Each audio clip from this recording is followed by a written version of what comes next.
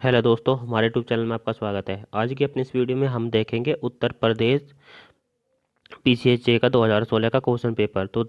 आइए दोस्तों शुरू करते हैं। तो देखिए दोस्तों, हमारा क्वेश्चन वन है, भारतीय दंड संहिता 1860 की निम्न धाराओं में से किसमें संपत्ति चुराने के प्रयत्न में हमला या आपराधिक बल का प्रयोग दंडनीय है। तो हमारा ऑप्शन है धारा 379, ऑप्शन बी धारा 381, ऑप्शन सी धारा 384, ऑप्शन डी धारा 356। तो देखिए दोस्तों, हमारा इसमें करेक्ट आंसर है ऑप्शन डी, धारा 356। तो देखिए दोस्तों, हमारा जो ऑप्शन ए है धारा 379, धारा 379 में जो है वो चोरी के लिए दंड का प्रोविजन किया गया है। जो चोरी के लिए दंड का कारावास होगा वो होगा 3 वर्ष तक का कारावास। और जो हमारा सेक्शन ऑप्शन बी है धारा 381, धारा 381 में बताया गया है लिपिक या सेवक द्वारा स्वामी के कब्जे में संपत्ति की चोरी से संबंधित, जिसमें जो दंड का प्रावधान है वो है 7 वर्ष। इससे चोरी से थोड़ा गंभीर अपराध माना जाता है। और फिर हमारा ऑप्शन सी है धारा 384। जो हमारी धारा 384 है, धारा 384 में जो उद्यापन है, उद्यापन को 383 में परिभाषित किया गया है। और उद्यापन के लिए जो दंड का प्रावधान है धारा 384 में है। जो उद्यापन के लिए दंड है वो है 3 वर्ष तक का कारावास।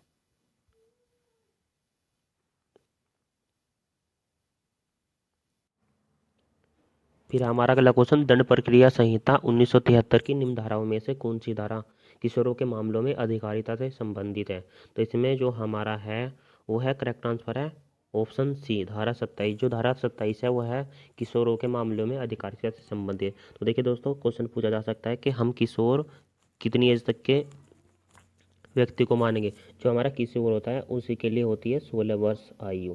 तो हम 16 वर्ष तक की आयु के व्यक्ति को किशोर मान सकते हैं, चाहे वो लड़का हो चाहे लड़की हो। फिर देखते हैं हमारा ऑप्शन ही धारा 25। धारा 25 में जो है हमारा सहायक लोक अभियोजक के बारे में प्रावधान है। धारा 25 में सहायक लोक अभियोजक। फिर हमारी धारा 26, धारा 26 में हमारा न्यायालय जिनके द्वारा अपराध विचारणीय है। फिर उसके बाद हमारी धारा 28, धारा 28 में बताया गया है दंडादेश जो उस न्यायालय और सेशन न्यायाधीश दे सकेंगे। फिर हमारा अगला क्वेश्चन, दंड प्रक्रिया संहिता 1973 की निम्न किस धारा में प्रथम सूचना रिपोर्ट की संवैधानिक सांविधिक परिभाषा दी गई है। तो देखिए दोस्तों, हमारा ऑप्शन ए है 154, option B 155, option C 156, option D परिभाषित नहीं है। तो इसमें करेक्ट आंसर है ऑप्शन डी परिभाषित नहीं है। हमारी जो सीआरपीसी है उसमें जो है एफआईआर को कहीं भी परिभाषित नहीं किया गया है। और जो हमारा एफआईआर से संबंधित प्रोविजन है वो धारा 154 है। धारा 154 में होती है एफआईआर। एफआईआर जो होती है वो होती है कोग्निटिव ऑफेंस में, यानी कि संज्ञेय मामलों में। और ऑप्शन बी है 155। जो हमारा असंज्ञेय मामले होंगे उसके लिए हमारा जो प्रोविजन है वो है धारा 155 में। और जो हमारा ऑप्शन सी है धारा 156, तो धारा 156 में है संज्ञेय मामलों का अन्वेषण करने की पुलिस अधिकारी की शक्ति। तो इसमें इन्वेस्टिगेशन के लिए पुलिस अधिकारी की शक्ति से संबंधित प्रोविजन है। तो एफआईआर है, एफआईआर को सीआरपीसी में कहीं भी परिभाषित नहीं किया गया। तो इसका ऑप्शन डी करेक्ट है।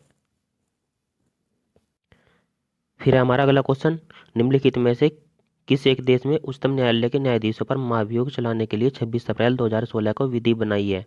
तो option A Brazil, option B चीन, option C Australia, option D Bangladesh. तो हमारे इसमें जो करेक्ट आंसर है वो है ऑप्शन डी बांग्लादेश।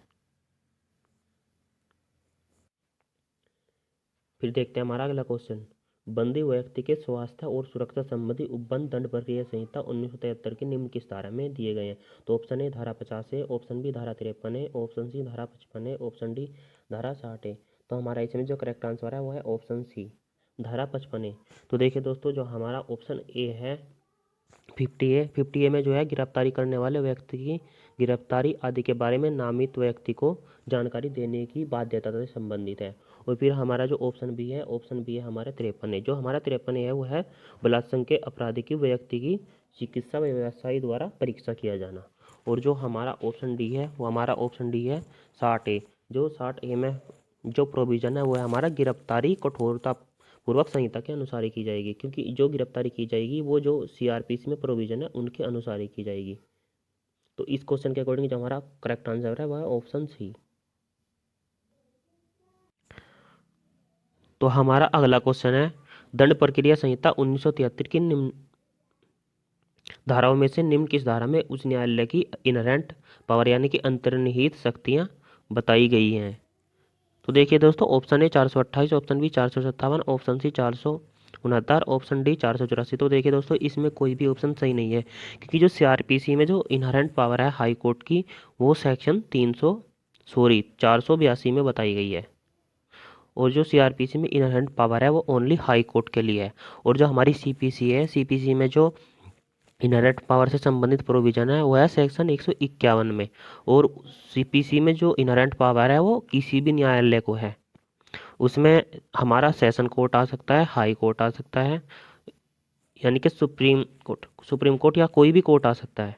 और जो हमारा कॉन्स्टिट्यूशन है 142 में हमारी सुप्रीम कोर्ट की इनहेरेंट पावर से संबंधित है। फिर हमारा अगला क्वेश्चन है, बलात्संग पीड़ित का परिचय प्रकटन भारतीय दंड संहिता 1860 की निम्न धारा में दंडनीय है। तो ऑप्शन ए धारा 337, ऑप्शन बी धारा 228, फिर है हमारा ऑप्शन सी धारा 229, फिर ऑप्शन डी है धारा 228। तो देखिए दोस्तों, इसमें हमारा जो है करेक्ट आंसर है वो है ऑप्शन डी धारा 228 ए में। तो देखिए दोस्तों, जो भारतीय दंड संहिता है उसमें धारा 228 से है, उसमें परिचय प्रकटन दंडनीय है। यानी कि जो बलात्संग की पीड़िता है, अगर कोई उसका परिचय यानी कि उसके बारे में कहीं न्यूज़पेपर ईटीसी में छापेगा या फिर उसके बारे में कोई बताएगा या उसका नाम ईटीसी सब सार्वजनिक करेगा, तो वो धारा 228 में दंडनीय है।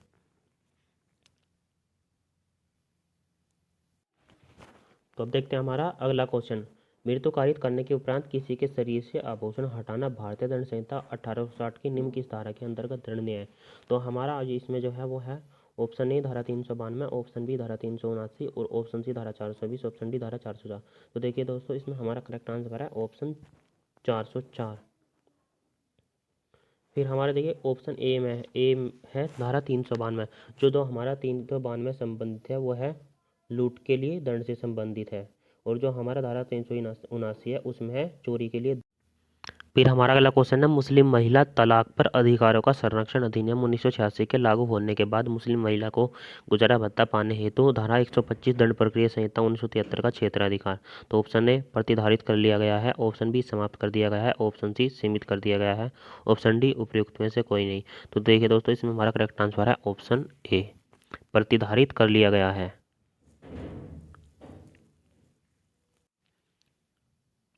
फिर है हमारा अगला क्वेश्चन, दंड प्रक्रिया संहिता 1973 की निम्न धाराओं में से किस धारा के अंतर्गत बताया गया है कि द्वितीय श्रेणी मजिस्ट्रेट विचारण कर सकते हैं। तो देखिए दोस्तों, इसमें हमारा ऑप्शन ए धारा 353, ऑप्शन बी है धारा 354, ऑप्शन सी धारा 355, ऑप्शन डी धारा 356। तो देखिए दोस्तों, इसमें जो हमारा है द्वितीय श्रेणी मजिस्ट्रेट यानी कि सेकंड क्लास श्रेणी के मजिस्ट्रेट के बारे में पूछा गया। तो हमारा जो ये चैप्टर है धारा 353 से स्टार्टिंग है इसकी, जो ये हमारा है ये जजमेंट से संबंधित है।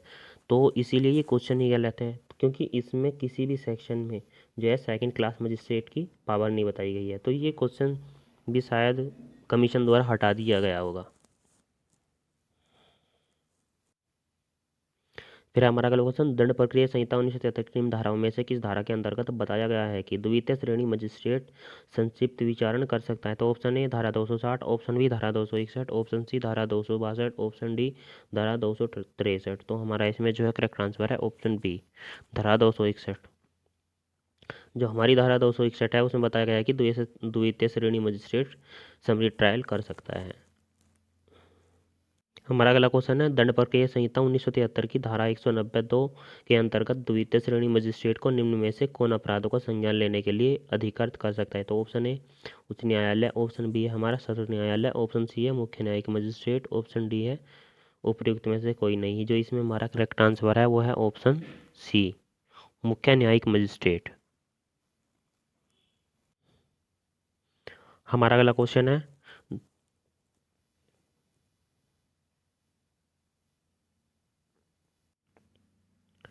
दंड प्रक्रिया संहिता 1973 की धारा 2 यानी कि 2X में वारंट केस परिभाषित किया गया है। यह एक ऐसा मामला है जिसमें अपराध मृत्यु, आजीवन कारावास या ऐसी सजा से दंडनीय है। जो ऑप्शन ए 3 वर्ष तक के कारावास से अधिक, ऑप्शन बी 2 वर्ष के कारावास से अधिक, ऑप्शन सी है 1 वर्ष के कारावास से अधिक और ऑप्शन डी हमारा 5 वर्ष के कारावास से अधिक लेकिन 2 वर्ष से कम नहीं। तो हमारे इसमें जो करेक्ट आंसर है वो हमारा है इसमें ऑप्शन बी तो वारंट मामला जो होता है वो ऐसा होता है जिसमें 2 वर्ष के कारावास से अधिक की सजा का प्रावधान हो। हमारा अगला क्वेश्चन है दंड प्रक्रिया संहिता 1973 की निम्न धाराओं में से कौन सी धारा किसी पुरुष पुलिस अधिकारी को महिला की गिरफ्तारी के समय उसके शरीर को छूने से मना करती है? तो हमारा ऑप्शन ए है धारा 41 1 का परंतु। हमारा ऑप्शन बी है धारा 42 का 2, ऑप्शन सी है हमारा धारा 46 का 1 और फिर हमारा ऑप्शन डी है धारा यानी कि उपरोक्त में से कोई नहीं। तो हमारे इसमें जो करेक्ट आंसर है वह हमारा ऑप्शन सी धारा 46 का 1 का परंतु। हमारा अगला क्वेश्चन है दंड प्रक्रिया संहिता 1973 की निम्न धाराओं में से किस धारा में उच्च न्यायालय में किसी मुकदमे का विचारण किया जा सकता है? तो हमारा ऑप्शन है धारा 407 धारा 407 के अंतर्गत, ऑप्शन बी धारा 474 के अंतर्गत, ऑप्शन सी धारा 483 के अंतर्गत, ऑप्शन डी है उच्च न्यायालय के समक्ष विचारण नहीं होता। तो हमारा इसमें जो है करेक्ट आंसर है ऑप्शन बी धारा 474 के अंतर्गत उच्च न्यायालय में किसी मुकदमे का विचारण किया जा सकता है। फिर हमारा अगला क्वेश्चन दंड प्रक्रिया संहिता 1973 के अधीन निम्न किस धारा में परिसीमा काल के प्रारंभ की तारीख को बताया गया है? तो ऑप्शन ए धारा 467, ऑप्शन बी धारा 468, ऑप्शन सी धारा 469, ऑप्शन डी धारा 470। तो इसमें जो है हमारा करेक्ट आंसर है वो है हमारा ऑप्शन सी धारा 469। फिर है हमारा अगला क्वेश्चन कोई तथ्य है जब न तो साबित किया गया है और न ना साबित कहा जाएगा? तो ऑप्शन ए है हमारा साबित, ऑप्शन बी है साबित नहीं हुआ, ऑप्शन सी है ना साबित, ऑप्शन डी है उपयुक्त में से कोई नहीं। तो हमारा इसमें जो है करेक्ट आंसर है वो है ऑप्शन बी, उसे कहा जाएगा साबित नहीं हुआ है। जब तक कोई भी हमारा तथ्य है वो तो ना तो साबित किया गया और ना ही ना साबित, तो हम उसे कहते हैं कि वो साबित नहीं हुआ है। हमारा अगला क्वेश्चन है कै साहस्य असन द्वारा, यहाँ असन से संबंध, असन का मतलब है यहाँ पे हथियार के द्वारा कै की मृत्यु कारित करने के लिए हत्या के लिए विचारित यह तथ्य कि क्या लोगों पर उनकी हत्या करने के आशय से असन करने का अभ्यासिता, अभ्यासिता यानी कि उसको आदत थी। तो इसमें बताना है यह सुसंगत है, फिर बी है यह विसंगत है, ऑप्शन सी है न तो सुसंगत नहीं विसंगत, ऑप्शन डी है विवादक तथ्य। तो देखिए दोस्तों ये इसमें ऑप्शन बी करेक्ट है, विसंगत है। उसका ऐसा करने का जो है वो अभ्यस्त होना, तो ये सुसंगत नहीं होगा, ये विसंगत होगा। फिर है हमारा अगला क्वेश्चन निम्न कथनों में से कौन सा सही है? तो ऑप्शन ए सिविल मामलों में अध्यारोपित आचरण साबित करने के लिए सील विसंगत है, ऑप्शन बी है दांडिक मामलों में पूर्ववर्तन अच्छा सील सुसंगत है, ऑप्शन सी है दांडिक कार्रवाई में उत्तर में होने के सिवाय पूर्वतन बुरा सील सुसंगत नहीं है, ऑप्शन डी है दांडिक कार्रवाइयों में पूर्व दो सिद्धि बुरे सील के साक्ष्य के रूप में सुसंगत नहीं है। तो देखिए दोस्तों इसमें जो हमारा है, इसमें देखो जो हमारा है ऑप्शन बी दांडिक मामलों में पूर्ववर्ती अच्छाशील सुसंगत है, ये भी हमारा करेक्ट है। ऑप्शन सी है हमारा दांडिक कार्रवाई में उत्तर में होने के सिवाय पूर्ववर्तन यानी कि पहला बुराशील सुसंगत नहीं है। तो देखिए दोस्तों इसमें ऑप्शन दोनों करेक्ट है, तो इसलिए इस क्वेश्चन में निश्चित नहीं है कि कौन सा करेक्ट होगा, तो इसलिए इसके दोनों करेक्ट है। फिर हमारा अगला क्वेश्चन दंड प्रक्रिया संहिता 1973 की धारा 438 के अधीन अग्रिम जमानत के लिए आवेदन निम्न अपराधों में से किसके लिए दिया जा सकता है? तो ऑप्शन ए जमानती अपराध के लिए, ऑप्शन बी गैर जमानती अपराध के लिए, ऑप्शन सी संज्ञेय अपराध के लिए, ऑप्शन डी असंज्ञेय अपराध के लिए। तो इसमें जो करेक्ट आंसर है वो है ऑप्शन बी गैर जमानती अपराध के लिए। फिर हमारा अगला क्वेश्चन जब कोई परिवाद मजिस्ट्रेट के यहाँ पेश किया जाता है और मजिस्ट्रेट उस परिवाद को आगे बढ़ाते हुए परिवादियों और गवाहों की परीक्षा प्रारंभ कर देता है, तब मजिस्ट्रेट का कार्य निम्न में से कौन सा है? तो ऑप्शन ए अन्वेषण, ऑप्शन बी पूछताछ, ऑप्शन सी परीक्षण, ऑप्शन डी बी तथा सी। तो इसमें जो है करेक्ट आंसर है वो है ऑप्शन डी बी तथा सी। हमारा अगला क्वेश्चन है भारतीय साक्ष्य अधिनियम 1872 के अधीन निम्न में से कौन साक्ष्य देने में सक्षम नहीं है?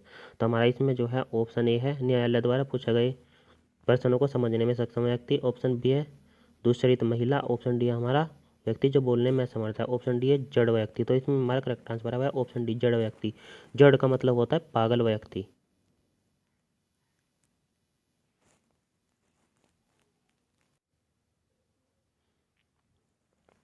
फिर है हमारा अगला क्वेश्चन भारतीय साक्ष्य अधिनियम 1872 की निम्न धाराओं में से किस धारा को सूचना प्रौद्योगिकी अधिनियम 2000 की धारा 92 तथा अनुसूचित 2 के द्वारा जोड़ा गया? तो ऑप्शन ए धारा 65, ऑप्शन बी धारा 67, ऑप्शन सी धारा 67 ए और हमारा ऑप्शन डी है धारा 65B। तो हमारा इसमें जो है हमारा सी और डी, ये दोनों ऑप्शन ही सही है। तो इसीलिए इसमें भी इसका आंसर निश्चित नहीं किया जा सकता। तो इसीलिए तो देखिए दोस्तों, इसको भी आयोग द्वारा हटा दिया गया था। फिर हमारा अगला क्वेश्चन, भारतीय साक्ष्य अधिनियम 1872 के अंतर्गत विबंध के सिद्धांत में निम्न कौन अपवाद के रूप में सम्मिलित नहीं है? तो ऑप्शन ए जब सत्य दोनों पक्षों को ज्ञात है, ऑप्शन बी विधि के प्रश्न पर, ऑप्शन सी तथ्य के प्रश्न पर, ऑप्शन डी विधि के विरुद्ध प्रश्न पर। तो हमारा इसमें जो है वो करेक्ट आंसर होगा, वो होगा ऑप्शन सी तथ्य के प्रश्न पर।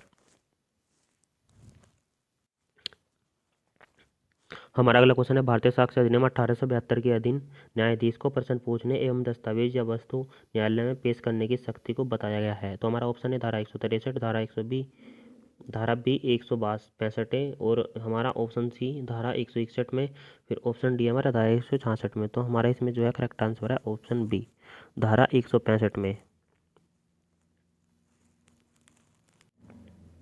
हमारा अगला क्वेश्चन है, साक्ष्य की पुनः परीक्षा में भारतीय साक्ष्य अधिनियम 1872 के अधीन ऑप्शन ए अधिकार के रूप में कोई नई बात उठाई जा सकती है, ऑप्शन बी कोई नई बात नहीं उठाई जा सकती, ऑप्शन सी है हमारा न्यायालय की अनुमति से नई बात उठाई जा सकती है, ऑप्शन डी है उपयुक्त में से कोई नहीं। तो हमारा इसमें जो है करेक्ट आंसर है ऑप्शन सी न्यायालय की अनुमति से नई बात उठाई जा सकती है। फिर हमारा अगला क्वेश्चन, भारतीय साक्ष्य अधिनियम 1872 के अधीन सूचक प्रश्न सामान्यतः पूछे जा सकते हैं। ऑप्शन ए परीक्षा परीक्षा में, ऑप्शन बी मुख्य परीक्षा में, ऑप्शन सी पुनः परीक्षा में, ऑप्शन डी उपयुक्त किसी में नहीं। तो हमारे इसमें जो करेक्ट आंसर है ऑप्शन ए। तो देखिए दोस्तों, जो सूचक प्रश्न है वो हमारे सिर्फ परीक्षा परीक्षा में ही पूछे जा सकते हैं, जिसका प्रोविजन धारा 143 में किया गया है। जो सूचन प्रश्न है वो सामान्यतः परीक्षा परीक्षा में पूछे जा सकते हैं। फिर हमारा अगला क्वेश्चन, भारतीय साक्ष्य अधिनियम 1872 के अधीन रेस जस्टिस का सिद्धांत लागू होता है। ऑप्शन ए केवल दीवानी मामलों में, ऑप्शन बी केवल फौजदारी मामलों में, ऑप्शन सी है केवल प्रशासनिक अधिकरणों में, ऑप्शन डी है दोनों ए तथा बी में। तो देखिए दोस्तों, इसमें हमारा जो करेक्ट आंसर है ऑप्शन डी, जो हमारा रेस जस्टिस का सिद्धांत है जिससे संबंधित प्रोविजन हमारा सेक्शन 6 में किया गया है, वो दीवानी और फौजदारी दोनों ही मामलों में लागू होता है। फिर हमारा अगला क्वेश्चन, भारतीय साक्ष्य अधिनियम 1872 की धाराओं में से निम्न किस धारा में इलेक्ट्रॉनिक अभिलेख की ग्राह्यता को बताया गया है? तो ऑप्शन ए धारा 65 में, ऑप्शन बी धारा 66 में, ऑप्शन सी धारा 65 में, ऑप्शन डी है धारा 65 बी में। तो हमारे इसमें करेक्ट आंसर है ऑप्शन डी धारा 65 बी में। फिर हमारा अगला क्वेश्चन है, भारतीय साक्ष्य अधिनियम 1872 के अधीन विबंध की कौन सी किस्म सम्मिलित नहीं है? तो हमारा इसमें ऑप्शन ए है इच्छा द्वारा विबंध, ऑप्शन बी है विलेख के द्वारा विबंध, ऑप्शन सी है आचरण द्वारा विबंध, ऑप्शन डी है अभिलेख द्वारा विबंध। तो हमारे इसमें जो करेक्ट आंसर हो जाएगा ऑप्शन ए इच्छा द्वारा विबंध। फिर हमारा अगला क्वेश्चन है, मदर टेरेसा को पोप फ्रांसिस द्वारा वेटिकन सिटी में संत घोषित किया गया। ऑप्शन ए 19 सितंबर 2016, ऑप्शन बी है 14 सितंबर 2016, ऑप्शन सी है 4 अगस्त 2016, ऑप्शन डी है 4 सितंबर 2016। तो हमारा इसमें जो है करेक्ट आंसर है ऑप्शन डी 4 सितंबर 2016 को। फिर हमारे इसमें अगला क्वेश्चन है, भारतीय साक्ष्य अधिनियम 1872 की धारा 112 में प्रावधान है। तो ऑप्शन ए जीवन की अवधारणा का, ऑप्शन बी है विवाह की अवधारणा का, ऑप्शन सी है हमारा मृत्यु की अवधारणा का, ऑप्शन डी है धर्मजत्व की अवधारणा का। तो हमारे इसमें जो है करेक्ट आंसर है ऑप्शन डी धर्मजत्व की अवधारणा का। फिर हमारा अगला क्वेश्चन है, व्यवहार प्रक्रिया संहिता 1908 का आदेश 7 नियम एक संबंधित है। तो ऑप्शन ए अभिवचनों के अर्थ से, ऑप्शन बी लिखित कथन से, ऑप्शन सी है वाद पत्र में अंतर्विष्ट की जाने वाली प्रविष्टियों से, ऑप्शन डी है उपयुक्त में से कोई नहीं। तो हमारा इसमें जो है करेक्ट आंसर है ऑप्शन सी वाद पत्र में अंतर्विष्ट की जाने वाली प्रविष्टियों से। हमारा अगला क्वेश्चन है, जहां न्यायालय की अधिकारिता की स्थानीय सीमाएं अनिश्चित है वहां वाद संस्थित करने का स्थान निर्धारित होगा। व्यवहार प्रक्रिया संहिता की धारा ऑप्शन ए 17 के अनुसार, ऑप्शन बी है 20 के अनुसार, ऑप्शन सी है धारा 19 के अनुसार, ऑप्शन डी है धारा 18 के अनुसार। तो हमारे इसमें जो करेक्ट आंसर है ऑप्शन डी धारा 18 के अनुसार। हमारा अगला क्वेश्चन है, सही उत्तर इंगित कीजिए। तो हमारा इसमें जो है साक्ष्य विधि है। तो option A lex talionis, option B है लेक्स फोरी है, ऑप्शन सी है लेक्स लोसाई है, ऑप्शन डी है लेक्स साइटस है। तो इसमें जो हमारा करेक्ट आंसर है वो है ऑप्शन बी, लेक्स फोरी। फिर हमारा अगला क्वेश्चन है भारतीय साक्षर अधिनियम 1872 के अधीन सुसंगत तथ्य है। ऑप्शन ए विधिक रूप से सुसंगत होना चाहिए, ऑप्शन बी हमारा तात्विक यानी कि तार्किक रूप से सुसंगत होना चाहिए, ऑप्शन सी है हमारा विधिक रूप से या तार्किक रूप से सुसंगत होना चाहिए, ऑप्शन डी है उपयुक्त में से कोई नहीं। तो हमारा इसमें जो है करेक्ट आंसर है ऑप्शन ए, विधिक रूप से सुसंगत होना चाहिए।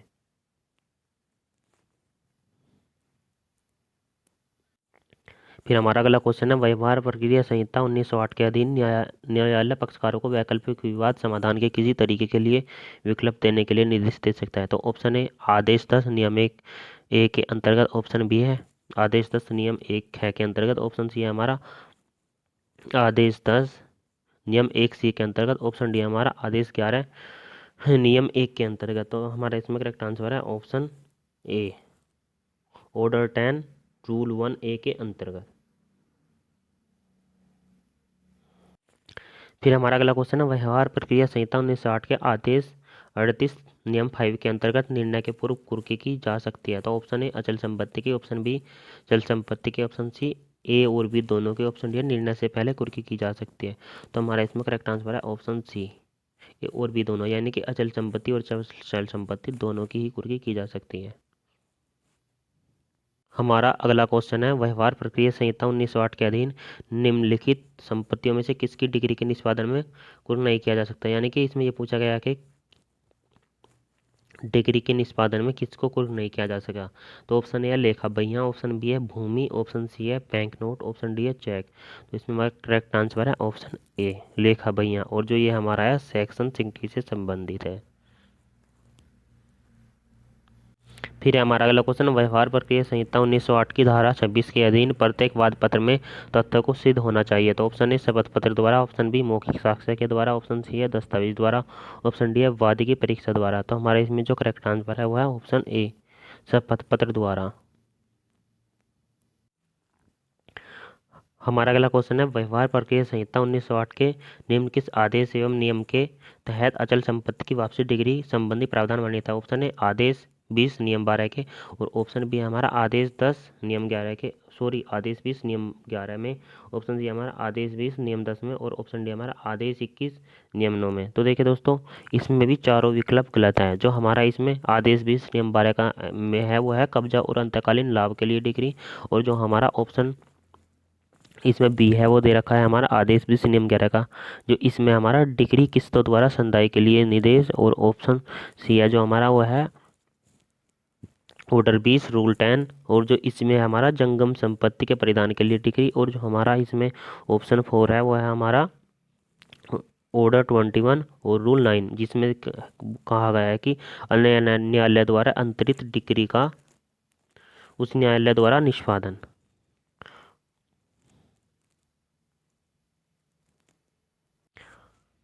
और जो हमारा इस क्वेश्चन में पूछा गया है कि अचल संपत्ति की वापसी डिग्री संबंधी जो प्रावधान पूछे गए वो हमारा जो दिया गया है वो दिया गया है हमारा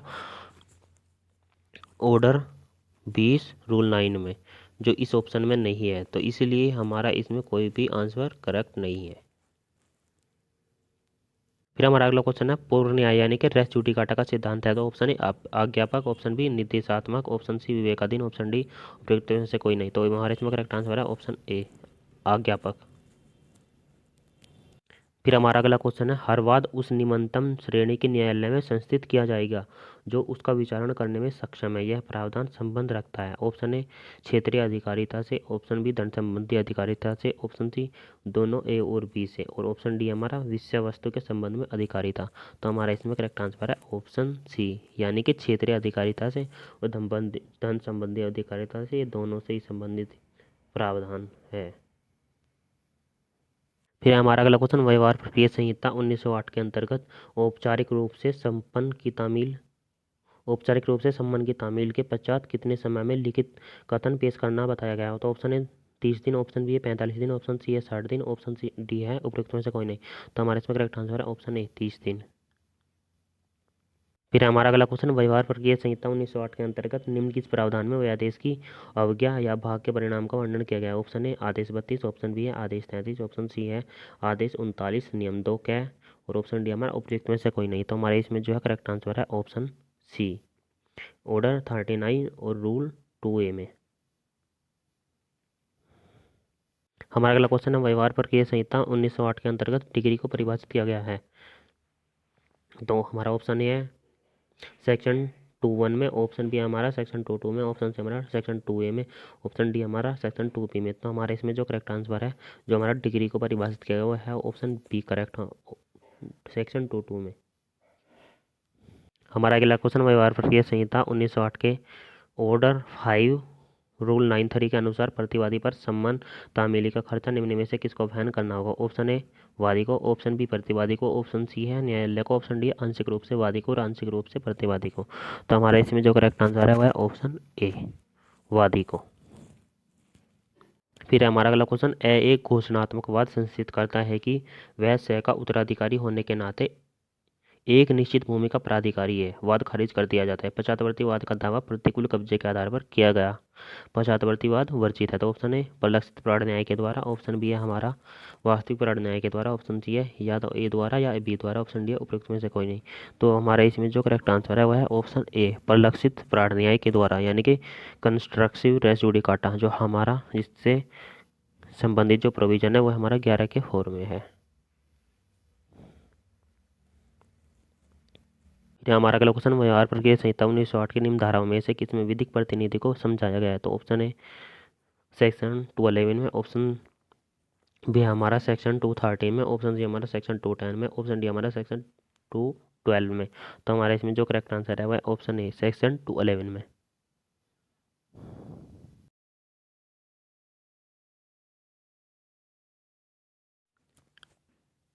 फिर हमारा अगला क्वेश्चन है व्यवहार प्रक्रिया संहिता 1908 की धारा 3 के अनुसार लघुवाद न्यायालय निम्न में किसके अधीन है। तो ऑप्शन ए केवल उच्च न्यायालय के, ऑप्शन बी केवल जिला न्यायालय के, ऑप्शन सी है न तो ए और न बी, ऑप्शन डी है ए तथा बी दोनों। तो हमारा इसमें जो करेक्ट आंसर है ऑप्शन डी ए तथा बी दोनों। हमारा अगला क्वेश्चन है विश्व स्वास्थ्य संगठन ने 5 सितंबर 2016 को किस देश को मलेरिया मुक्त घोषित किया है। तो ऑप्शन है Pakistan, option B Nepal, option C Sri Lanka, option D Afghanistan. तो इसमें हमारा जो है करेक्ट आंसर है ऑप्शन सी श्रीलंका को। तो फिर हमारा अगला क्वेश्चन है संपत्ति अंतरण अधिनियम 1882 की धारा 49 के अंतर्गत अंतरित बीमा लाभ को निम्न में से किस क्षति के विरुद्ध प्राप्त करने का अधिकारी है। तो इसमें हमारा ऑप्शन ए अग्नि से, ऑप्शन बी है अतिक्रमण से, ऑप्शन सी है प्राकृतिक आपदा से, ऑप्शन डी है उपयुक्त में से किसी भी। तो फिर ऑप्शन ए करेक्ट आंसर है अग्नि से। फिर हमारा अगला क्वेश्चन है संपत्ति अंतरण अधिनियम 1882 की धारा 36 निम्न किस सिद्धांत से संबंधित है। तो ऑप्शन ए निर्वाचन के सिद्धांत से, ऑप्शन बी साइपर्स यानी कि समीप्य के सिद्धांत से, ऑप्शन सी है गतिवृद्धि के सिद्धांत से, ऑप्शन डी है प्रभाजन के सिद्धांत से। तो हमारे इसमें जो करेक्ट आंसर है वो है ऑप्शन डी प्रभाजन के सिद्धांत से। हमारा अगला क्वेश्चन है संपत्ति अंतरण अधिनियम 1882 की धारा 11 तभी लागू होगी जब संपत्ति में अंतरित हित है। तो ऑप्शन ए सीमित हो, ऑप्शन बी है पूर्ण हित हो, तो ऑप्शन सी है ए तथा बी दोनों, ऑप्शन डी है उपयुक्त में से कोई नहीं। तो हमारे इसमें जो करेक्ट आंसर है ऑप्शन बी है पूर्ण या अंतिक हित हो, यानी कि एब्सोल्यूट हो। फिर अगला क्वेश्चन है व्यवहार प्रक्रिया संहिता 1908 की धारा 10 उस हालात में लागू नहीं होती जब पूर्ववाद, तो ऑप्शन ए उसी न्यायालय में लंबित हो, ऑप्शन बी किसी विदेशी न्यायालय में लंबित हो, ऑप्शन सी है भारत की सीमाओं से बाहर और परे ऐसे न्यायालय में लंबित हो जो केंद्रीय सरकार द्वारा स्थापित किया गया है या चालू रखा गया है, ऑप्शन डी है भारत में किसी भी अन्य न्यायालय में। तो हमारी इसमें जो है करेक्ट आंसर है वो है ऑप्शन बी किसी विदेशी न्यायालय में लंबित हो तब धारा 10 लागू नहीं होती। फिर हमारा अगला क्वेश्चन व्यवहार प्रक्रिया संहिता 1908 के अधीन निम्न आदेशों में से कौन सा आदेश कमीशन जारी करने से संबंधित है। तो ऑप्शन ए आदेश 24, ऑप्शन बी आदेश 26, ऑप्शन सी आदेश 25, ऑप्शन डी आदेश 27। तो इसमें हमारा करेक्ट आंसर है ऑप्शन बी जो आदेश 26 है हमारा जो कमीशन जारी करने से संबंधित है। फिर हमारा अगला क्वेश्चन संपत्ति अंतरण अधिनियम 1882 की धारा 37 के अंतर्गत राजस्व उपाधिकार की प्राप्ति का अधिकार निम्न किस पर आधारित है। तो हमारा ऑप्शन है असदान के सिद्धांत पर, ऑप्शन बी है निर्वाचन के सिद्धांत पर, ऑप्शन सी है क्रमबंधन के सिद्धांत पर, ऑप्शन डी है प्रतिस्थापित प्रतिभूति के सिद्धांत पर। तो हमारे इसमें जो करेक्ट आंसर है वह है ऑप्शन ए अंशदान के सिद्धांत पर। फिर हमारा अगला क्वेश्चन, संपत्ति अंतरण अधिनियम 1882 के अधीन विक्रय अंतरण होता है। तो ऑप्शन ए विनिर्दिष्ट अचल संपत्ति में हित का, ऑप्शन बी है अचल संपत्ति के उपयोग के अधिकार का, ऑप्शन सी है स्वामित्व का, और ऑप्शन डी है उपयुक्त में से कोई नहीं। तो हमारे इसमें जो करेक्ट आंसर है वह है ऑप्शन सी, स्वामित्व का, यानी कि ऑनरशिप का। और अगला क्वेश्चन है, संपत्ति अंतरण अधिनियम 1882 के अधीन निम्न में से कौन अंतरण है। ऑप्शन ए भार, ऑप्शन बी बंटवारा, ऑप्शन सी ऋण का अंतरण, ऑप्शन डी है समर्पण। तो हमारे इसमें जो करेक्ट आंसर है वो है ऑप्शन सी, ऋण का अंतरण। फिर हमारा अगला क्वेश्चन है, संपत्ति अंतरण अधिनियम 1882 के अधीन संपत्तियों में से किसको अंतरित किया जा सकता है। तो ऑप्शन ए अधिष्ठायी दाय से पृथक सुखाधिकार को, फिर हमारे इसमें ऑप्शन बी है केवलवाद लाने का अधिकार, ऑप्शन सी है भावी भरण पोषण का अधिकार, ऑप्शन डी है अनुयोज्य दावा। तो हमारे इसमें जो करेक्ट आंसर है वह है ऑप्शन डी, अनुयोज्य दावा। फिर हमारा अगला क्वेश्चन है, ईरान में चाबहार को अंतर्राष्ट्रीय परिवहन कॉरिडोर के रूप में विकसित करने के लिए एक समझौता संपन्न हुआ। तो ऑप्शन ए भारत, ईरान और पाकिस्तान के बीच, ऑप्शन बी भारत, अफगानिस्तान और ईरान के बीच, ऑप्शन सी है भारत, अफगानिस्तान और इराक के बीच, ऑप्शन डी है भारत, पाकिस्तान और अफगानिस्तान के बीच। तो हमारे इसमें जो करेक्ट आंसर है वह है ऑप्शन बी, भारत, अफगानिस्तान और ईरान के बीच। फिर हमारा अगला क्वेश्चन है, जयदयाल पोद्दार बनाम हाजरा बीवी का वाद संबंधित है। ऑप्शन ए डिवाचर के सिद्धांत से, ऑप्शन बी है भागी पालन के सिद्धांत से, ऑप्शन सी है प्राधिकृत व्यक्ति द्वारा अंतरण से, ऑप्शन डी है दृश्यमान स्वामी से। तो हमारा इसमें जो करेक्ट आंसर है वह है ऑप्शन डी, दृश्यमान स्वामी। जो दृश्यमान स्वामी से संबंधित जो प्रोविजन है हमारे टीपीए के सेक्शन 41 में है। दोस्तों हमारा अगला क्वेश्चन है, संपत्ति अंतरण अधिनियम 1882 के अंतर्गत पूर्व बंध का उपचार निम्न बंधकों में से किस में उपलब्ध है। ऑप्शन ए सशर्त विक्रिया बंधक, ऑप्शन बी है आंग्ल बंधक, ऑप्शन सी है भोग बंधक, ऑप्शन डी है सादा बंधक। तो हमारे इसमें जो है करेक्ट आंसर है वो ऑप्शन ए, सशर्त विक्रिया बंधक। फिर हमारा अगला क्वेश्चन, लाल सागर पर सेतु का निर्माण करने के लिए किन दो देशों में 10 अप्रैल 2016 को एक करार किया। ऑप्शन है सऊदी अरब और मिस्र, ऑप्शन बी है सऊदी अरब और ट्यूनीसिया, ऑप्शन सी है मिस्र और यूनान, ऑप्शन डी है फ्रांस और मोरक्को। तो हमारे इसमें जो है करेक्ट आंसर है वो है ऑप्शन ए, सऊदी अरब और मिस्र। हमारा अगला क्वेश्चन है, संपत्ति अंतरण अधिनियम 1882 की निम्न धाराओं में से किस धारा में कहा गया है कि यदि किसी मामले में विधि ने स्पष्टतया लिखित में नहीं मांगा है तो संपत्ति का अंतरण बिना लिखे किया जा सकता है। तो ऑप्शन है धारा 5 में, ऑप्शन बी धारा 7 में, ऑप्शन सी धारा 8 में, ऑप्शन डी धारा 9 में। तो हमारे इसमें जो है करेक्ट आंसर है वो है ऑप्शन डी, धारा 9 में। फिर हमारा अगला क्वेश्चन है, संपत्ति अंतरण अधिनियम 1882 के अधीन अजात व्यक्ति अपने फायदे के लिए किए गए अंतरण तक कब हित अर्जित कर सकता है। तो ऑप्शन ए जन्म होने पर, ऑप्शन बी वयस्कता आयु पूर्ण होने पर, ऑप्शन सी है अपना विवाह कर लेने पर, ऑप्शन डी उपयुक्त में से कोई नहीं। तो हमारा इसमें जो है करेक्ट आंसर है ऑप्शन ए, जन्म होने पर। फिर हमारा अगला क्वेश्चन है, विश्व शरणार्थी दिवस मनाया जाता है कि प्रतिवर्ष। तो ऑप्शन ए 20 जून को, ऑप्शन बी है हमारा 20 जुलाई को, ऑप्शन सी है 20 अगस्त को, ऑप्शन डी है हमारा 20 सितंबर को। तो हमारे इसमें करेक्ट आंसर है 20 सितंबर को। फिर हमारा अगला क्वेश्चन, निम्नलिखित में से कौन सा देश मिसाइल टेक्नोलॉजी कंट्रोल रिजीम का 35वां सदस्य बना। Option A Bharat, option B Pakistan, option C Japan, option D Indonesia. तो हमारे इसमें जो करेक्ट आंसर है वह है ऑप्शन ए, भारत। फिर हमारा अगला क्वेश्चन है, भारत ने किस तारीख को परमाणु क्षतिपूर्ति अभिसमय 1997 को अभिपुष्ट किया। ऑप्शन ए 6 फरवरी 2016 का, ऑप्शन बी 15 फरवरी 2016, ऑप्शन सी है 22 फरवरी 2016, ऑप्शन डी है 4 फरवरी 2016। तो हमारे इसमें करेक्ट आंसर है ऑप्शन सी, 4 फरवरी 2016। फिर हमारा अगला क्वेश्चन है, संयुक्त राष्ट्र के सदस्य को सदस्यता के अधिकारों के प्रयोग से निलंबित किया जा सकता है। ऑप्शन ए साधारण सभा द्वारा, ऑप्शन बी सुरक्षा परिषद द्वारा, ऑप्शन सी महासचिव द्वारा। फिर हमारे इसमें ऑप्शन डी है सुरक्षा परिषद की संस्तुति पर साधारण सभा द्वारा। तो हमारे इसमें करेक्ट आंसर है ऑप्शन डी, सुरक्षा परिषद की संस्तुति पर साधारण सभा द्वारा। फिर हमारा अगला क्वेश्चन है, संपत्ति अंतरण अधिनियम 1882 की धारा 3 के अधीन लिखत अभिप्रेत है। ऑप्शन ए वसीयती लिखत से, ऑप्शन बी अवसीयती लिखत से, ऑप्शन सी दोनों ए तथा बी से, ऑप्शन डी उपयुक्त में से कोई नहीं। तो हमारे इसमें जो करेक्ट आंसर है ऑप्शन बी, अवसीयती लिखत से। जो ये हमारा क्वेश्चन है वो हमारा ये है इंटरप्रिटेशन क्लोज से है, जो सेक्शन 3 में है, और इसमें हमारे सिर्फ ओनली 10 इंटरप्रिटेशन की गई है। हमारा अगला क्वेश्चन है, संपत्ति अंतरण अधिनियम 1882 के अंतर्गत कै रुपये 5,000 ख को इस शर्त पर अंतरित करता है कि वह ग घ और च की स्वीकृति पर विवाह करेगा। च की मृत्यु हो जाती है, ख ग और घ की सहमति से विवाह कर लेता है। तो ऑप्शन ए विवाह वैध है, ऑप्शन बी विवाह अवैध है, ऑप्शन सी हमारा विवाह शून्य करनीय है, ऑप्शन डी विवाह शून्य है। तो हमारे इसमें जो है करेक्ट आंसर है ऑप्शन ए विवाह वैध है।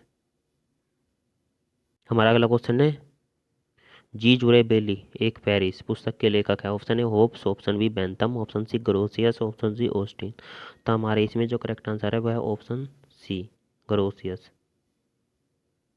फिर हमारा अगला क्वेश्चन है संयुक्त राष्ट्र संघ का निम्नलिखित में से कौन सा अंग वैधानिक कार्यों का संपादन करता है। ऑप्शन ए महासभा, ऑप्शन बी आर्थिक एवं सामाजिक परिषद, ऑप्शन सी ट्रेडिशिप परिषद, ऑप्शन डी सुरक्षा परिषद। तो हमारे इसमें जो करेक्ट आंसर है वह है ऑप्शन ए महासभा।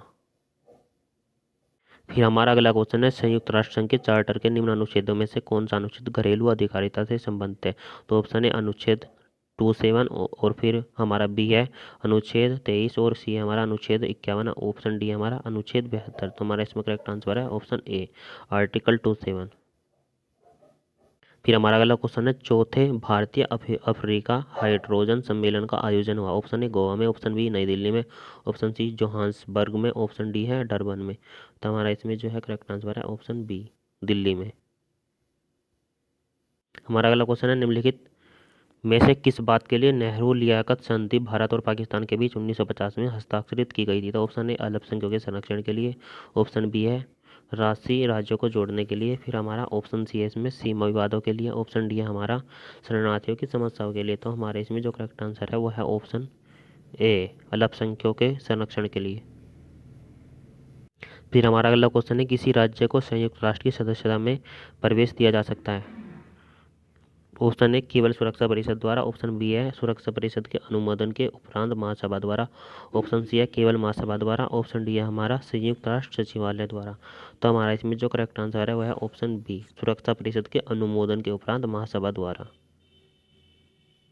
फिर हमारा अगला क्वेश्चन है अंतर्राष्ट्रीय न्यायालय के निर्णयों के परिवर्तन हेतु दायित्व निम्नलिखित में से किस प्राधिकारी पर सौंपा गया है। ऑप्शन ए संयुक्त राष्ट्र महासभा को, ऑप्शन बी है संयुक्त राष्ट्र सुरक्षा परिषद को, ऑप्शन सी है दोनों को, ए और भी दोनों को, ऑप्शन डी है स्वयं अंतर्राष्ट्रीय न्यायालय को। तो हमारे इसमें जो करेक्ट आंसर है वो है ऑप्शन बी संयुक्त राष्ट्र सुरक्षा परिषद को। फिर हमारा अगला क्वेश्चन है अंतर्राष्ट्रीय शांति और सुरक्षा बनाए रखने के लिए सुरक्षा परिषद के निर्णयों को लागू करने के प्रयोजन से अपेक्षित कार्यवाही निम्न में से किसके द्वारा की जाएगी। तो ऑप्शन ए संयुक्त राष्ट्र संघ के सभी सदस्यों या उनमें से कुछ सदस्यों द्वारा, जैसे कि सुरक्षा परिषद निर्धारित करे। फिर हमारा ऑप्शन बी होगा सुरक्षा परिषद के सभी सदस्यों द्वारा, ऑप्शन सी होगा महासभा के बहुमत द्वारा, ऑप्शन डी उपयुक्त सभी। तो हमारा इसमें जो करेक्ट आंसर हो जाएगा वो हो जाएगा ऑप्शन ए संयुक्त राष्ट्र संघ के सभी सदस्यों या उनमें से कुछ सदस्यों द्वारा, जैसे कि सुरक्षा परिषद निर्धारित करे। फिर हमारा अगला क्वेश्चन किन दो देशों ने 15 जून 2016 को सौर ऊर्जा और नैनो टेक्नोलॉजी पर दो नए समझौतों पर हस्ताक्षर किया। ऑप्शन ए भारत और अमेरिका, ऑप्शन बी भारत और United Kingdom, option C America और फ्रांस, ऑप्शन डी है चीन और दक्षिण कोरिया। तो हमारे इसमें जो करेक्ट आंसर है वो है ऑप्शन बी भारत और यूनाइटेड किंगडम। हमारा अगला क्वेश्चन है भारत और ऑस्ट्रेलिया के बीच एक नवीन सामाजिक सुरक्षा करार लगा हुआ है। मतलब कि हमारा क्वेश्चन है भारत और ऑस्ट्रेलिया के बीच एक नवीन सामाजिक सुरक्षा करार हुआ। तो हमारा ऑप्शन ए है हमारा 10 जनवरी 2016 को, ऑप्शन बी है 1 जनवरी 2016, ऑप्शन सी है 1 फरवरी 2016, ऑप्शन डी है 15 फरवरी 2016। तो हमारे इसमें जो करेक्ट आंसर है वह ऑप्शन बी 1 जनवरी 2016 को। फिर हमारा अगला क्वेश्चन है 21 जनवरी 2016 को सहकारी संघवाद पर अंतर्राष्ट्रीय सम्मेलन का आयोजन हुआ। ऑप्शन ए मुंबई में, ऑप्शन बी कोलकाता में, ऑप्शन सी वाशिंगटन में, ऑप्शन डी नई दिल्ली में। तो हमारे इसमें जो करेक्ट आंसर है ऑप्शन डी नई दिल्ली में। हमारा अगला क्वेश्चन है भारतीय संविदा अधिनियम 1872 के अधीन निम्न में से कौन वैध संविदा के लिए आवश्यक है। ऑप्शन ए पक्षकारों के मस्तिष्कों का मिलन, ऑप्शन बी है पक्षकारों के अधिकारों की वैधता की जांच करने के लिए मिलन, ऑप्शन सी है पक्षकारों का प्रतिफल की विवेचना हेतु मिलन, ऑप्शन डी है हमारा पक्षकारों का प्रस्ताव और सभी कर्तव्यों को समझने के लिए मिलन। तो हमारे इसमें जो करेक्ट आंसर है वह ऑप्शन ए पक्षकारों के मस्तिष्कों का मिलन। फिर हमारा अगला क्वेश्चन है नीचे लिखे सही मत को इंगित कीजिए बिना किसी प्रतिफल के सभी संविदा हो सकती है। तो ऑप्शन ए करार लिखित और पंजीकृत हो, ऑप्शन बी करार के पक्षकार निकट के संबंधी, ऑप्शन सी है करार नैसर्गिक प्रेम एवं स्नेह के कारण किया गया, ऑप्शन डी उपरोक्त सभी। तो हमारा इसमें जो करेक्ट आंसर है ऑप्शन डी उपरोक्त सभी। तो ये हमारा जो सेक्शन 25 से क्वेश्चन है। फिर हमारा अगला क्वेश्चन है, जैतापुर में 6 परमाणु रिएक्टर का निर्माण करने के लिए भारत ने किस देश के साथ समझौता ज्ञापन पर हस्ताक्षर किया? ऑप्शन ए रूस, ऑप्शन बी फ्रांस, और ऑप्शन सी इजराइल, और ऑप्शन डी है अमेरिका। तो हमारा इसमें जो करेक्ट आंसर हो जाएगा ऑप्शन बी फ्रांस। हमारा अगला क्वेश्चन है, अंतर्राष्ट्रीय आपराधिक न्यायालय ने पहला गिरफ्तारी वारंट जारी किया था? ऑप्शन ए 2003 में, ऑप्शन बी 2004 में, ऑप्शन सी 2005 में, और ऑप्शन डी है हमारा 2006 में। तो हमारा इसमें करेक्ट आंसर है ऑप्शन सी 2005 में। फिर हमारा अगला क्वेश्चन है, भारतीय संविधान अधिनियम 1872 के अधीन कै को वचन देता है कि वह उस अभियोजन को जो उसके विरुद्ध कै ने लूट का न्यायालय में लगाया है रोक देगा और कै ली गई चीजों का मूल्य लौटा देने का वचन देता है। यह करार ऑप्शन ए वैध है, ऑप्शन बी अवैध है, ऑप्शन सी शून्य है, और ऑप्शन डी शून्य करने। तो हमारे में करेक्ट आंसर है ऑप्शन सी, यह करार शून्य है। फिर हमारा अगला क्वेश्चन है, एक अभिकर्ता संविदा करते समय अपने प्रमुख का नाम और पता नहीं बताता है, किंतु द्वितीय पक्ष को बाद में इसकी जानकारी हो जाती है। इस दशा में किसी प्रकार की त्रुटि होने पर द्वितीय पक्ष वाद ला सकता है। ऑप्शन ए प्रमुख के विरुद्ध, ऑप्शन बी अभिकर्ता के विरुद्ध, और ऑप्शन सी है अभिकर्ता या प्रमुख या दोनों के विरुद्ध। ऑप्शन डी उपरोक्त में से कोई नहीं। तो हमारे इसमें जो करेक्ट आंसर हो जाएगा ऑप्शन सी, अभिकर्ता या प्रमुख या दोनों के विरुद्ध। हमारा अगला क्वेश्चन है, भारतीय संविदा विधि में कंसेंसस आइडेम का अर्थ है? तो हमारा इसमें जो ऑप्शन ए है, एक ही वस्तु के लिए एक ही अर्थ में सहमत होना। ऑप्शन बी है, किसी भी करार का एक से अधिक अर्थ नहीं हो सकता। ऑप्शन सी है, एक ही अर्थ के लिए सहमत होना। ऑप्शन डी है, विभिन्न वस्तुओं के लिए एक ही अर्थ से सहमत होना। तो हमारे इसमें जो करेक्ट आंसर है ऑप्शन ए, एक ही वस्तु के लिए एक ही अर्थ में सहमत होना। इसमें हमारा अगला क्वेश्चन है, भारतीय संविदा अधिनियम 1872 के अधीन यह संविदा में दायित्व की प्रकृति में परिवर्तन हो जाए तो उसको कहा जाता है? ऑप्शन ए विखंडन, ऑप्शन बी पुनर्नवीन, ऑप्शन सी है परिवर्तन, ऑप्शन डी है नवीन। तो हमारे इसमें जो करेक्ट आंसर है ऑप्शन डी नवीन। फिर हमारा अगला क्वेश्चन है, निम्नलिखित वादों में से कौन सा वाद समदोष यानी कि पेरिडेलिक्टो सिद्धांत से संबंधित है? तो ऑप्शन ए बैरेट बनाम इरविन, और ऑप्शन बी बनवारीलाल बनाम सुखदर्शन दयाल, ऑप्शन सी है ओंकारमल बनाम बनवारीलाल, ऑप्शन डी है मद्रास राज्य बनाम गैनन डंकल्ले एंड कंपनी। तो इसमें करेक्ट आंसर है हमारा ऑप्शन सी, ओंकारमल बनाम बनवारीलाल। हमारा अगला क्वेश्चन है, सूची 1 तथा सूची 2 को सम्मिलित कीजिए तथा सूचियों के नीचे दिए गए कोड की सहायता से करके सही उत्तर चुनिए। तो देखिए हमारा ए है सूची 1 और दूसरा है हमारा सूची 2। तो हमारा सूची 1 में है ए प्रति प्रस्ताव। तो जो हमारा प्रति प्रस्ताव संबंधित है, जो इसे संबंधित वाद है वो हमारा है 3 हाइट बनाम रेंज। फिर है हमारा बी है हमारा भंग के लिए प्रतिकर। जो हमारा भंग के लिए प्रतिकर से संबंधित जो हमारा वाद है वो है हमारा पहला, सूची 2 में पहला ए है जमाल बनाम मुल्ला दाऊद। फिर हमारा सी आचरण द्वारा प्रतिग्रहण। तो हमारा जो सी का है ये है, इसमें सी का हो जाएगा 2 हिंदुस्तान कॉरपोरेटिव इंश्योरेंस सोसाइटी बनाम श्याम सुंदर। तो फिर हमारा डी है वाणिज्यिक कठिनाई। तो जो इससे संबंधित जो हमारा केस है वो है गंगा शरण बनाम रामचरण। तो इसका है ये, तो हमारा इसलिए इनको मैच करने के बाद जो हमारा करेक्ट आंसर है वो है ऑप्शन डी। हमारा अगला क्वेश्चन है, जब टेलीफोन पर संविदा की जाती है तो संविदा उस स्थान पर पूर्ण मानी जाती है जहां स्वीकृति सुनी जाती है। ऐसा किस वाद में अभी निर्धारित किया गया है? ऑप्शन ए भगवान दास बनाम Girdhari Lal, option B Carlill बनाम कार्बोलिक स्मोक बाल कंपनी, ऑप्शन सी मोरी बीबी बनाम धर्मदास, ऑप्शन डी सत्यव्रत घोष बनाम मंगनीराम। और इसमें करेक्ट आंसर है ऑप्शन डी सत्यव्रत घोष बनाम मंगनीराम। हमारा अगला क्वेश्चन है, कै खे को 1 लाख रुपए उधार देता है।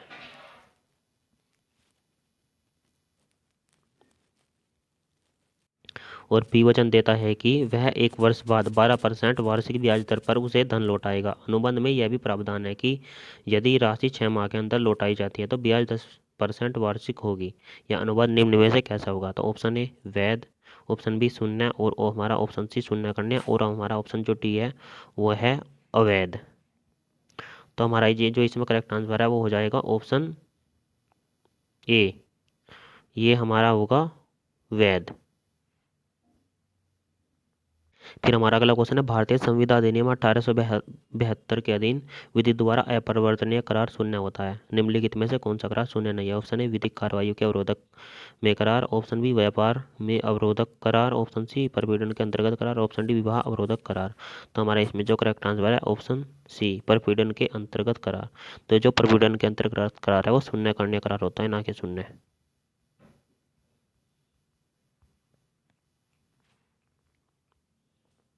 फिर हमारा अगला क्वेश्चन है, जहाँ की किसी करार के दोनों पक्षकार ऐसे तथ्य की बात के बारे में जो कि करार के लिए आवश्यक है, भूल के कारण वहाँ करार है। ऑप्शन ए शून्य करनी, ऑप्शन बी शून्य, ऑप्शन सी अवैध, ऑप्शन डी उपरोक्त में से कोई नहीं। तो हमारे इसमें जो करेक्ट आंसर है ऑप्शन बी शून्य। हमारा अगला क्वेश्चन है, एक करार जो उसके पक्षकारों में से एक या अधिक के विकल्प पर तो विधि द्वारा परिवर्तनीय हो, किंतु अन्य पक्षकार या पक्षकारों के विकल्प पर नहीं, वह है। पहला है हमारा वैध संविदा है, ऑप्शन बी है शून्यकरणीय संविदा है, ऑप्शन सी है हमारा शून्य संविदा है, ऑप्शन डी उपयुक्त में से कोई नहीं। तो हमारे इसमें जो करेक्ट आंसर है वह ऑप्शन बी शून्यकरणीय संविदा है। फिर हमारा अगला क्वेश्चन है, संविदा भंग की दशा में प्रतिकर के निर्धारण के लिए सिद्धांत निम्न किस वाद में दिए गए? ऑप्शन ए हाइड बनाम रेंच में, ऑप्शन बी हैडले बनाम वैक्सनडेल में, ऑप्शन सी है स्कार्प बनाम जोर्डेन में, ऑप्शन डी है कार्लिल बनाम कार्बोलिक स्मोक बाल कंपनी में। तो हमारे इसमें जो करेक्ट आंसर है वह है ऑप्शन बी हैडले बनाम वैक्सनडेल में।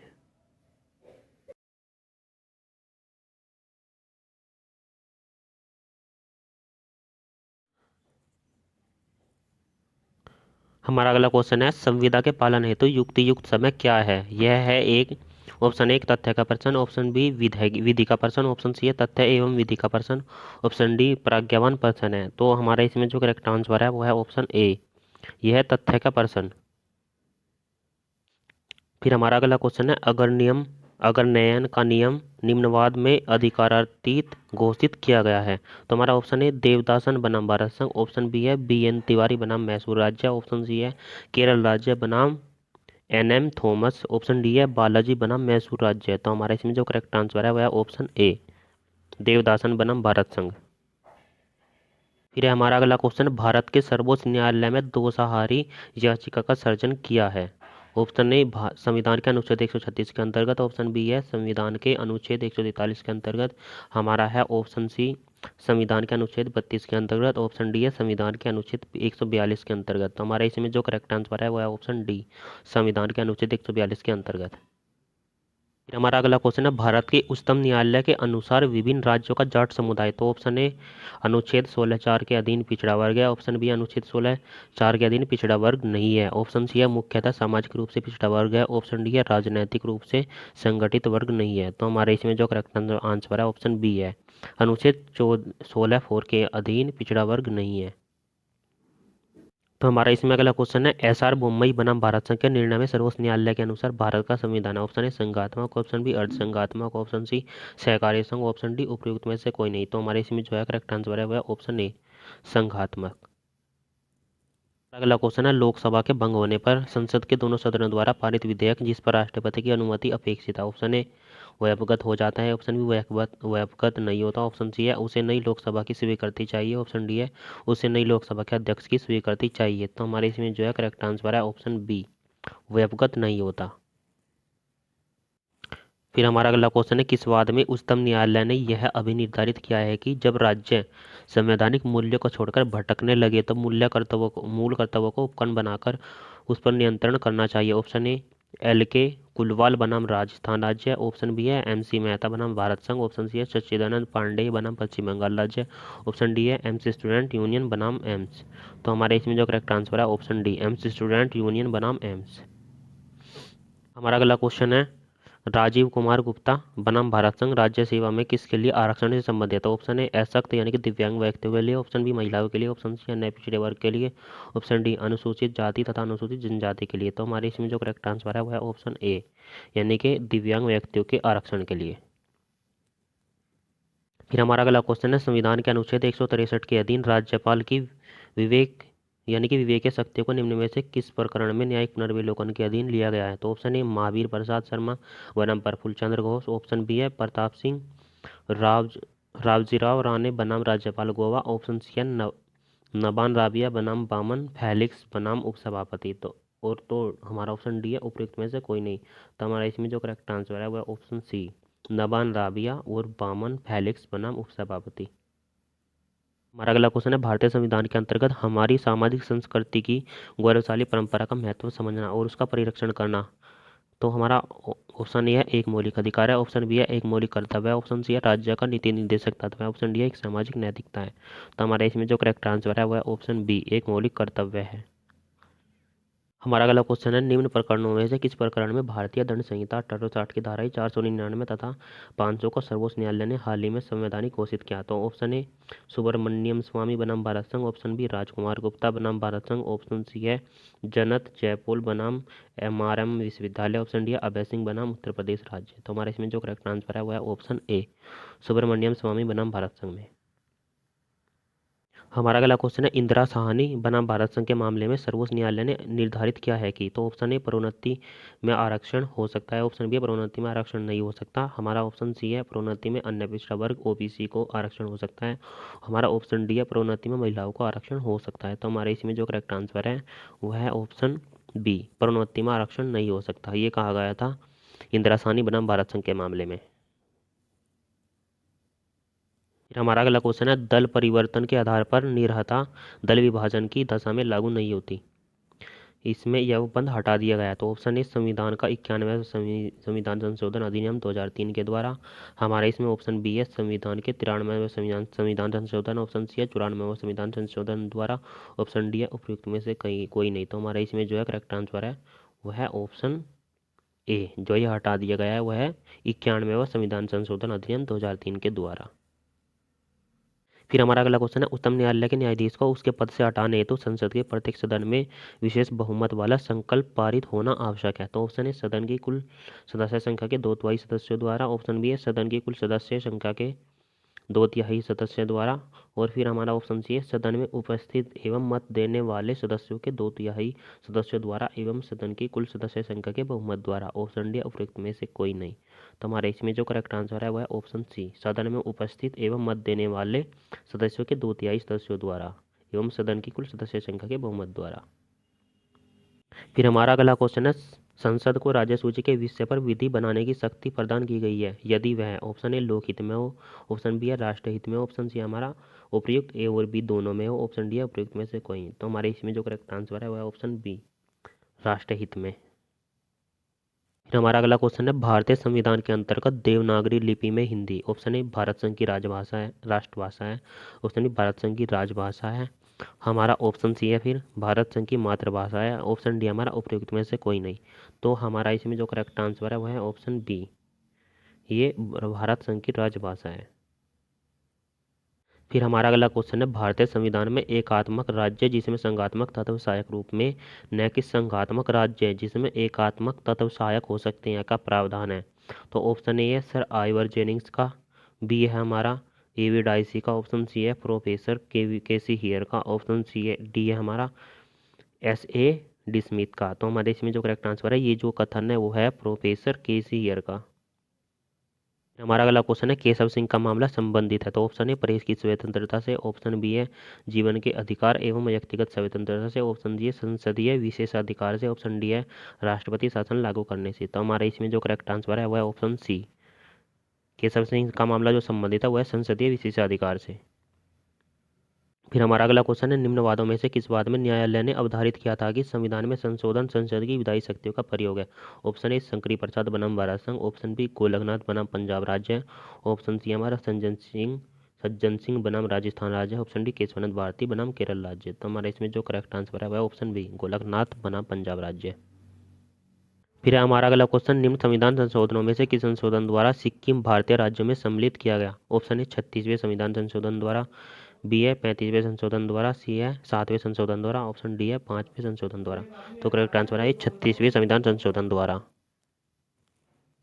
फिर हमारा अगला क्वेश्चन है, निम्नलिखित में से किस वाद में भारत के उच्चतम न्यायालय द्वारा विपरीत लिंगी व्यक्तियों को तृतीय लिंग के व्यक्तियों के रूप में मान्यता प्रदान की गई। तो ऑप्शन ए राष्ट्रीय विधिक सेवा प्राधिकरण बनाम भारत संघ, ऑप्शन बी नालसा विश्वविद्यालय हैदराबाद बनाम भारत संघ, ऑप्शन सी है राज्य विधिक सेवा प्राधिकरण बनाम भारत संघ, ऑप्शन डी है सुरेश कुमार कौशल बनाम नाज फाउंडेशन।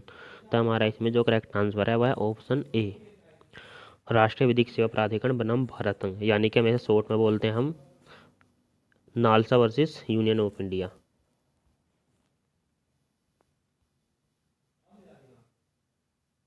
हमारा अगला क्वेश्चन है, संविधान का अनुच्छेद 338 निम्नलिखित में से किस स्थापना के संबंध में प्रावधान करता है? ऑप्शन ए पिछड़े वर्गों के लिए राष्ट्रीय आयोग, ऑप्शन बी अनुसूचित जातियों के लिए राष्ट्रीय आयोग, ऑप्शन सी अनुसूचित जनजातियों के लिए राष्ट्रीय आयोग, ऑप्शन डी उपरोक्त में से कोई नहीं। तो हमारा इसमें जो करेक्ट आंसर है वह है सी, अनुसूचित जनजातियों के लिए राष्ट्रीय आयोग।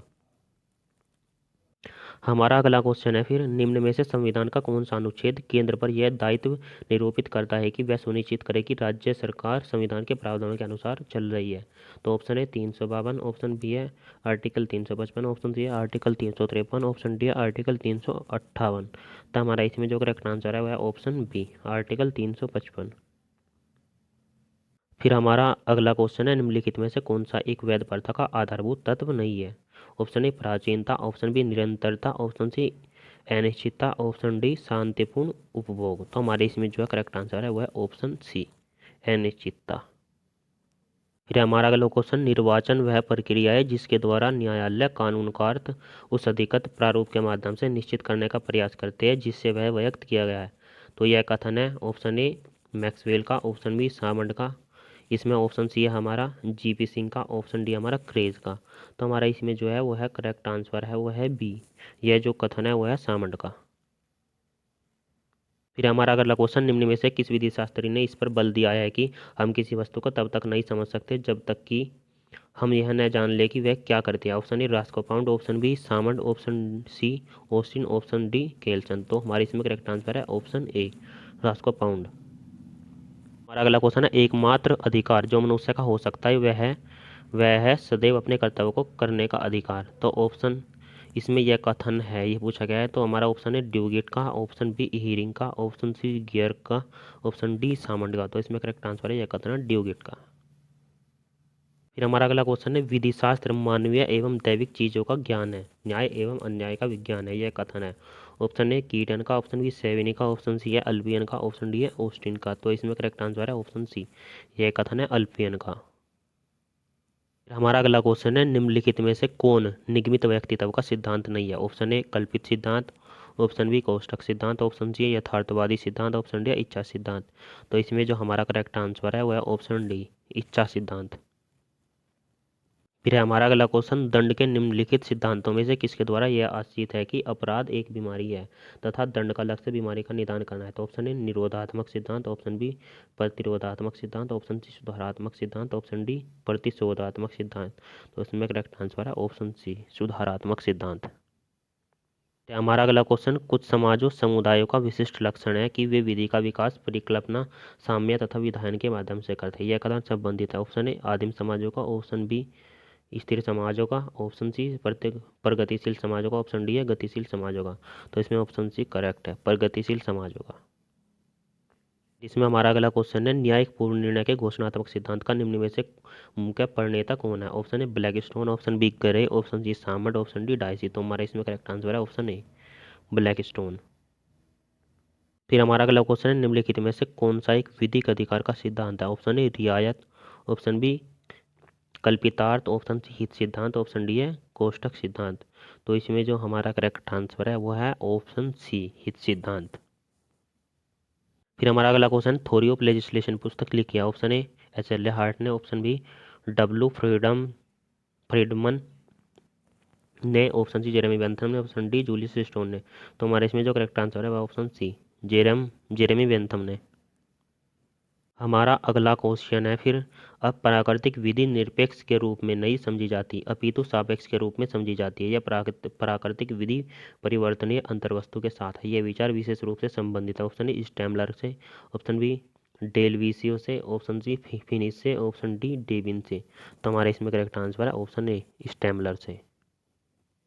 फिर हमारा अगला क्वेश्चन, निम्न में से किसने न्याय को दो भागों वितरणात्मक न्याय तथा सुधारात्मक न्याय में विभाजित किया है? ऑप्शन ए डेविन ने, ऑप्शन बी अरस्तु ने, ऑप्शन सी है प्लेटो ने, और जो हमारा ऑप्शन डी है वो है एक्विनास ने। तो हमारे इसमें जो करेक्ट आंसर है वो है हमारा ऑप्शन बी, अरस्तु ने। हमारा अगला क्वेश्चन है, क्या एक राजस्व अधिकारी राजस्व की बकाया धनराशि जो यह पर देय है देने को यह को विवश करने के लिए उसे यातना देता है? क्या भारतीय दंड संहिता 1860 के निम्न किस धारा में दोषी है? तो ऑप्शन ए धारा 383, ऑप्शन बी धारा 328 में, ऑप्शन सी धारा 392 में, ऑप्शन डी है धारा 330। तो हमारा इसमें करेक्ट आंसर है ऑप्शन डी धारा 330।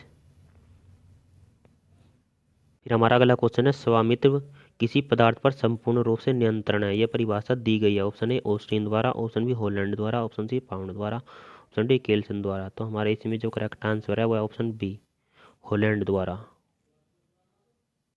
हमारा अगला क्वेश्चन है निम्नलिखित में से कौन विधिक व्यक्ति नहीं है। ऑप्शन ए शिवालय में शिव मूर्ति, ऑप्शन बी मस्जिद, option C Guru Granth Sahib, option D अजन्मा शिशु। तो हमारे इसमें जो करेक्ट आंसर है ऑप्शन बी मस्जिद। मस्जिद जो है वो विधिक व्यक्ति नहीं है। हमारा अगला क्वेश्चन भारतीय दंड संहिता 1860 की धारा 99 के अंतर्गत अधिरोपित प्रतिबंधों के अधीन उन मामलों में जहां मामला मृत्यु या घोरोपहति कारित किए जाने की युक्तियुक्त आशंका उत्पन्न करता है वहां व्यक्तिगत प्रतिरक्षक के अधिकार के कार्यान्वयन में स्वेच्छा। तो ऑप्शन ए घोरोपहति कारित करने तक की है, ऑप्शन बी है मृत्यु कारित करने तक की है, ऑप्शन सी है हमारा मृत्यु के अतिरिक्त अन्य हानि कारित करने तक है, और हमारा ऑप्शन डी है मृत्यु या घोरोपहति को छोड़कर अन्य हानि कारित करने तक है। तो हमारे इसमें जो करेक्ट आंसर है वो है ऑप्शन बी मृत्यु कारित करने तक की है। फिर हमारा अगला क्वेश्चन है भारत सरकार के विरुद्ध युद्ध करने का षड्यंत्र का भारतीय दंड संहिता 1860 में निम्न किस धारा में बताया गया है। तो ऑप्शन ए धारा 120 में, ऑप्शन बी धारा 120 ए में, ऑप्शन सी धारा 120 ए में, और हमारा फिर डी है ऑप्शन सी है धारा 121 ए में, ऑप्शन डी है धारा 121 में। तो हमारा इसमें करेक्ट आंसर है ऑप्शन सी धारा 121 ए में। फिर हमारा अगला क्वेश्चन है कै खे को गै पर हमला करने को दुष्प्रेरित करता है, कै गै की हत्या कर देता है। तो हमारा इसमें ऑप्शन ए है कै गै पर हमला करने के दुष्प्रेरण का उत्तरदायी है, बी है कै गै पर हमला करने एवं हत्या करने के दुष्प्रेरण का उत्तरदायी है, ऑप्शन सी है कै गै की हत्या के दुष्प्रेरण का उत्तरदायी है, और हमारा ऑप्शन डी है कै हत्या का उत्तरदायी है।